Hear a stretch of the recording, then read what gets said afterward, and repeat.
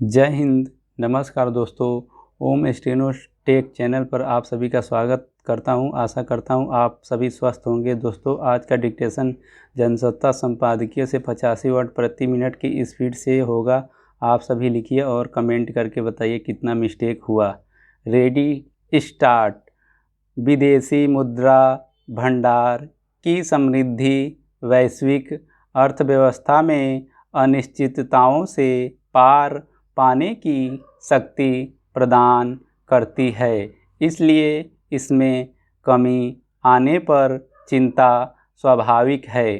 पिछले वित्त वर्ष के आखिरी सप्ताह में भारतीय विदेशी मुद्रा भंडार में 32.9 करोड़ डॉलर की कमी दर्ज हुई। अब विदेशी मुद्रा भंडार 578.45 अरब डॉलर रह गया है। 2021 में जब कोरोना का व्यापक प्रभाव था और सारे कारोबार बंदी की मार झेल रहे थे, तब भारतीय विदेशी मुद्रा भंडार का आकार बढ़कर 645 अरब डॉलर तक पहुंच गया था। यह अब तक का उच्चतम स्तर है, मगर फिर दुनिया भर में मंदी की आहट सुनाई देने लगी और निवेश में सुस्ती नज़र आने लगी। तब विदेशी मुद्रा भंडार छीजना शुरू हो गया। इस पर सबसे अधिक मार डॉलर के मुकाबले रुपये की कीमत गिरने से पड़ी। ताज़ा गिरावट के पीछे स्वर्ण आरक्षित भंडार में आई कमी को कारण बताया जा रहा है। हालांकि विदेशी मुद्रा भंडार में यह कमी ऐसी नहीं कही जा सकती, जिसे लेकर बहुत चिंता करने की ज़रूरत है, मगर यही रुझान बना रहा तो निस्संदेह इसका असर अर्थव्यवस्था पर पड़ेगा।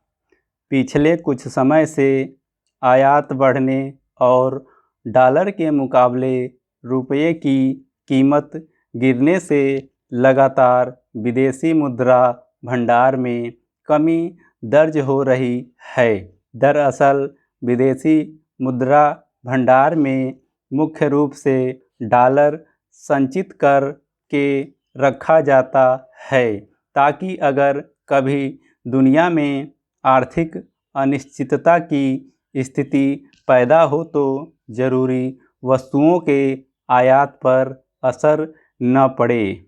इस भंडार में पैसा मुख्य रूप से विदेशी निवेश, प्रवासी भारतीयों द्वारा भेजी गई रकम और निर्यात से हुई कमाई के जरिए आता है।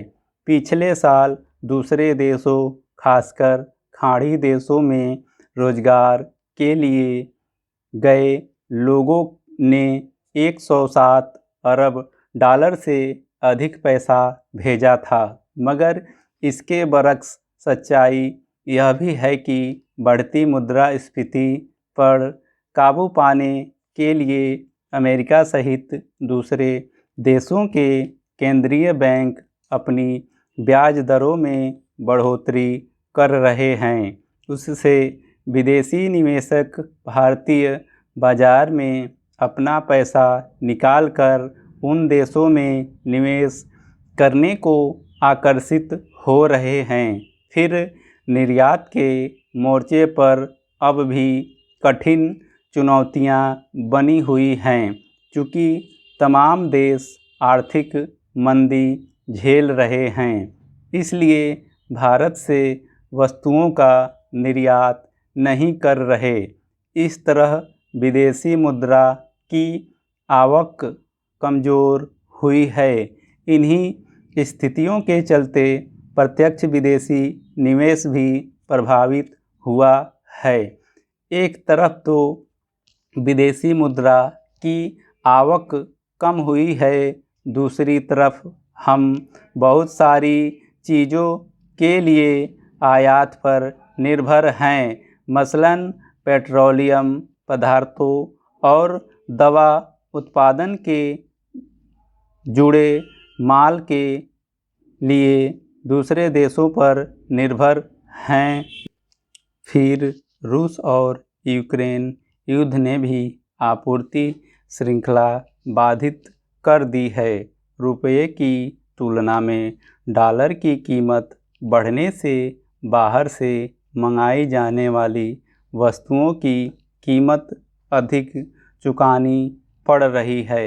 हालांकि भारत ने आयात पर निर्भरता कम करके अपना व्यापार घाटा पाटने में सफलता पाई है, मगर यह लंबे समय तक बरकरार रहने वाली प्रक्रिया नहीं है। आयात कम किया गया है तो निर्यात में भी गिरावट दर्ज हुई है। इसलिए भी यह चिंता का विषय बन गया है कि अगर भारत अपने संचित विदेशी मुद्रा भंडार में से इसी तरह खर्च कर जरूरी चीज़ों का आयात करता रहा तो आगे स्थितियां बहुत सहज नहीं दिख रहीं। दुनिया में अभी कम से कम 1 साल और मंदी का वातावरण रहने का अनुमान है। स्टॉप।